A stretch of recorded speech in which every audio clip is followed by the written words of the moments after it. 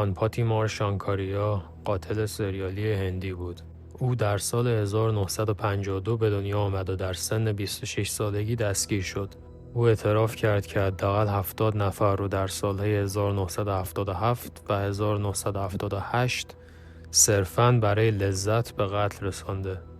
او قربانیان خود رو با ضربه چکش به گردن در زیر گوشها می‌کشت و لقب کانپاتیمار به همین علت به او داده شد. کانپاتیمار به معنای کسی است که با چکش ضربه می‌زند. او در سال 1979 محکوم شد و در همان سال به دار آویخته شد.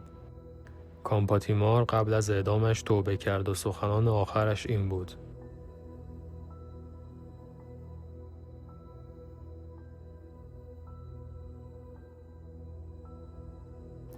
پدرو رودریگز فیلو، قاتل سریالی برزیلی، از نوجوانی شروع به قتل مجرمین کرد، بیشتر در سن 14 تا 19 سالگیش.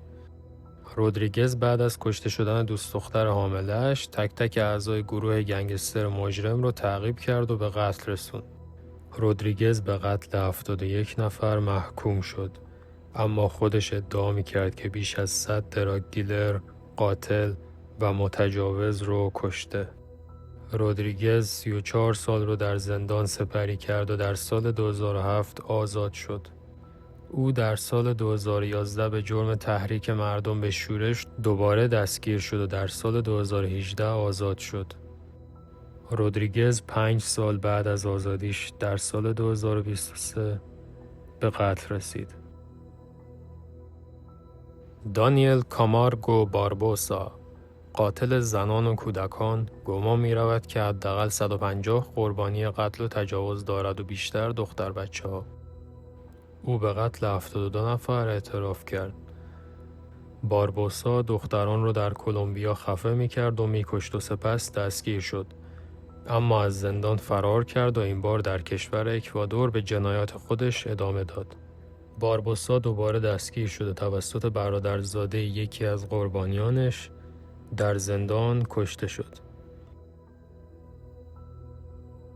میخائیل پوپکوف، قاتل و متجاوز سریالی با نام مستعار گورگینه که به مدت 2 دهه در 3 شهر روسیه فعال بود، بعد از محکوم شدن به 22 قتل در سال 2015 او به 59 قتل دیگر هم اعتراف کرد که تا سال 2018 56 داشت تایید شد. در سال 2020 پوپکوف به قتل‌های بیشتری اعتراف کرد و تعداد کل مقتولین رو به 83 نفر افزایش داد. پوپکوف به حبس ابد محکوم شد.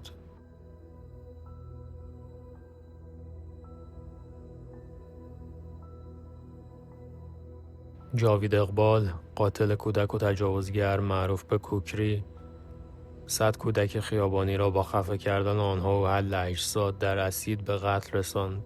وی در سال 1999 به لطف نامه‌ای که برای روزنامه ارسال کرده بود دستگیر شد و قرار بود به روشی که قاضی اظهار داشت اعدام شود. تو در مقابل والدینی که فرزندانشان را کشتی خفه می‌شوی، سپس به 100 قطعه بریده شده و در اسید ریخته خواهی شد، به همان روشی که کودکان را کشتی. با این حال او قبل از اعدام در زندان درگذشت.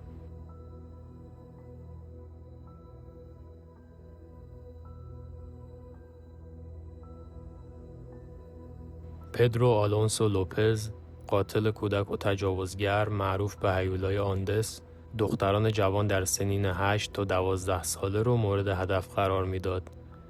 در سال 1980 دستگیر و در سال 1983 به قتل 3 دختر جوان محکوم شد، اما ادعا شد که صدها نفر را کشته است.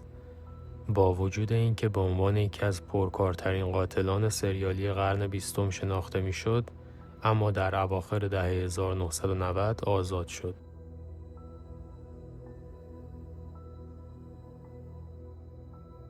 لوئیس گاراویتو، قاتل کودکان، شکنجهگر و متجاوز، معروف به لابستیا یا هیولا، به قتل بیش از 140 پسر بچه بین سالهای 1992 و 1999 در کلمبیا و کشورهای اطرافش اعتراف کرد. تعداد واقعی مقتولین بیش از 300 نفر برآورد می شود بیشتر پسر بچه‌های خیابانی. گاراویتو در ابتدا به 1853 سال حبس محکوم شد، ولی بعدتر محکومیت او به 22 سال کاهش یافت بعد از اینکه مکان اجساد دفن شده رو به پلیس اطلاع داد. واقعا دستش درد نکنه بابت این عمل خیرخواهانش.